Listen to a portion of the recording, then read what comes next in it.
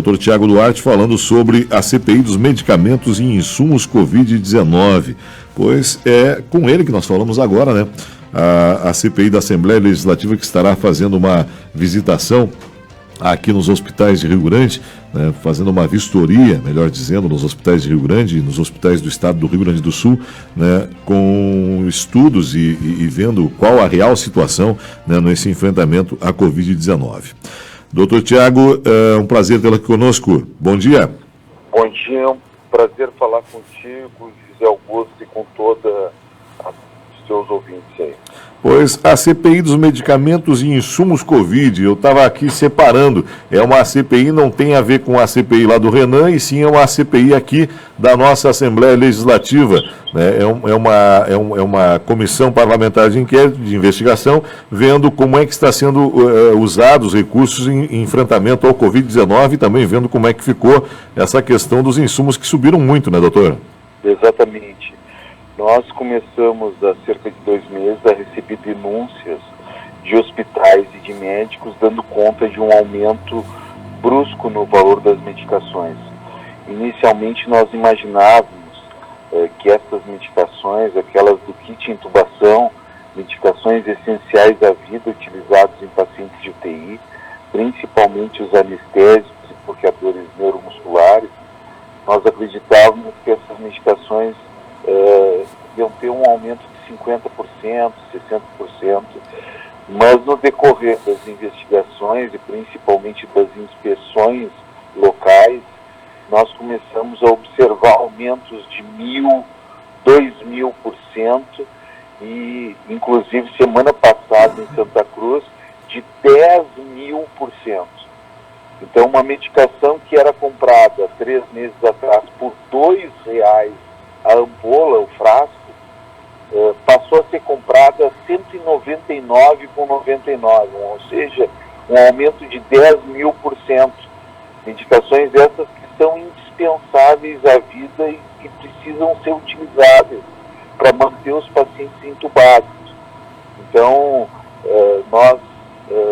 isso é um crime, né? Isso é um desumano, e isso está colocando também em risco os hospitais, a operação hospitalar.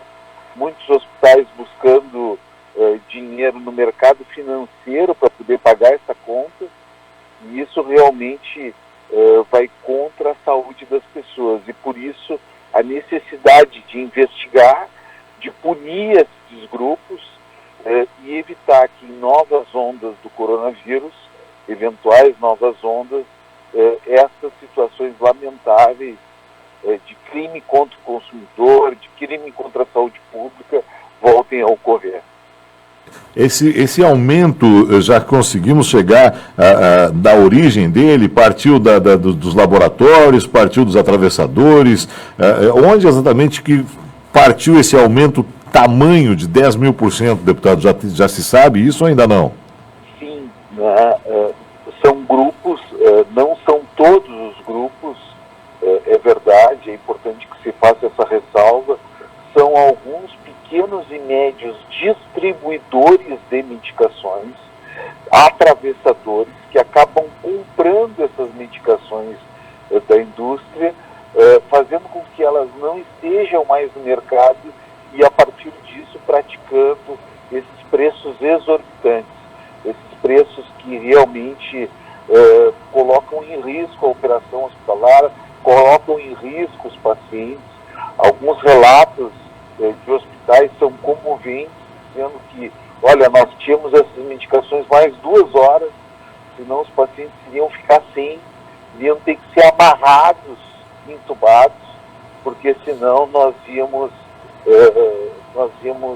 não ter condições de continuar atendendo em UTI.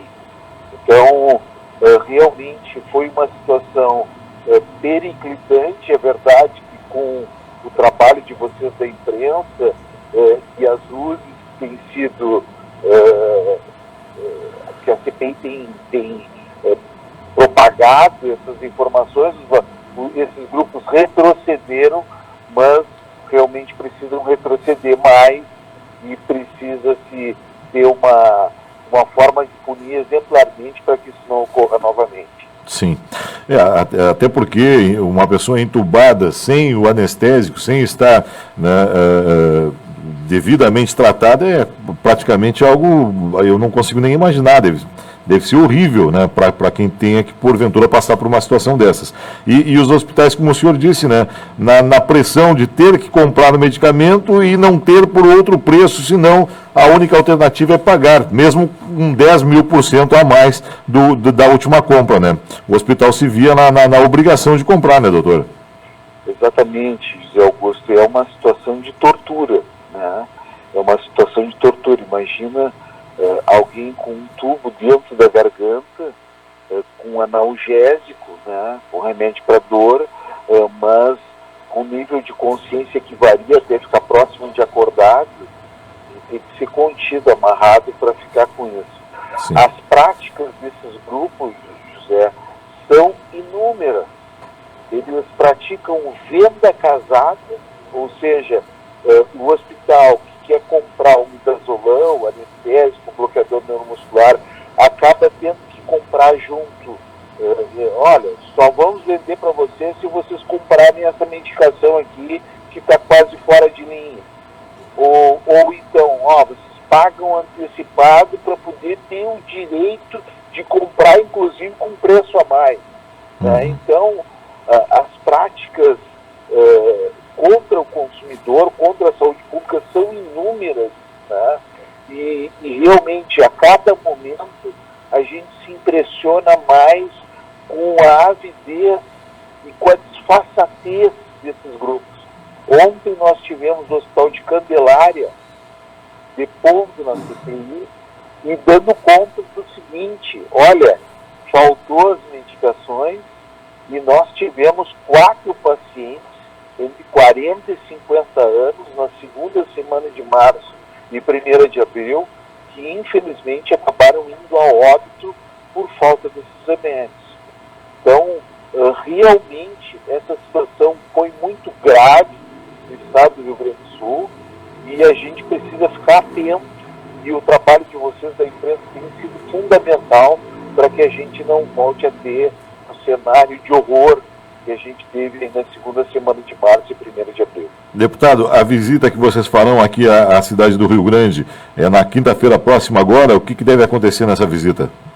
Olha, nós visitaremos a Santa Casa de Rio Grande e o Hospital da FURG na quinta-feira, né, buscando lá essas questões, assim, sinais de materialidade e autoria destes fatos delituosos, né? Então é importante que se diga à comunidade que os hospitais têm sido vítimas nesse processo, né? E a gente tem observado que realmente essas situações acabaram colocando em risco a saúde financeira dos hospitais e, portanto, a saúde das pessoas, porque uma vez que esses hospitais acabem indo à falência, alguns, e a grande maioria são hospitais de pequeno e médio porte, eles acabam comprometendo o atendimento das pessoas.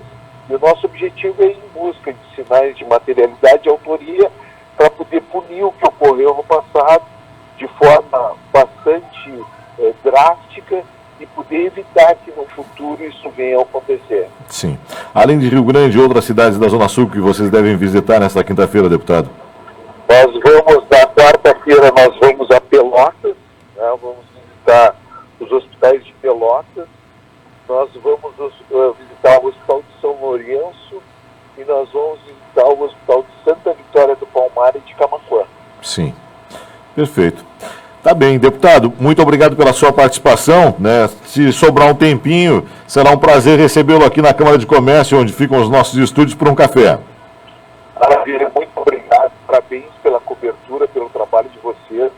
A ação de vocês, para nós da Assembleia Legislativa, é fundamental e acaba fazendo com que esses grupos fiquem intimidados no aumento abusivo das medicações. Obrigado. Um bom dia para o senhor. Está aí o deputado Tiago Duarte, doutor Tiago Duarte, né, que é o presidente da CPI essa dos medicamentos e insumos Covid-19. É algo absurdo, é um crime, não tem nem o que dizer com relação a alguém que se beneficia dessa forma, né, em cima de um problema tão grave que é esse momento de pandemia que estamos vivendo.